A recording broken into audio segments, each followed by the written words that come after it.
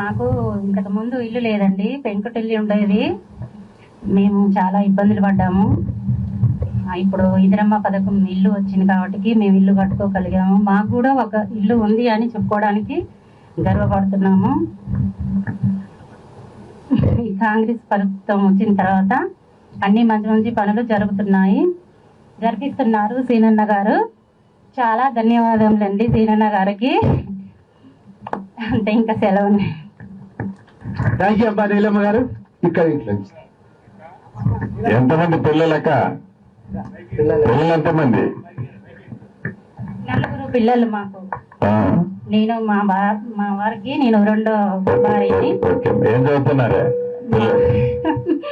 మా పిల్లల బాబు లండన్ వెళ్ళాడు, చిన్న బాబు. పెద్ద బాబు రాజకీయంగా చాణక్య స్ట్రాటజీ ఛానల్ నడుపుతుంటారు. ఒక పెద్ద పాప, చిన్న పాప ట్రిపుల్ చేసింది, కరెంట్ డిపార్ట్మెంట్, ఇప్పుడు జాబ్ చేస్తుంది.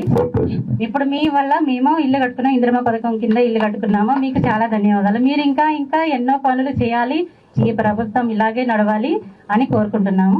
నమస్కారం అండి.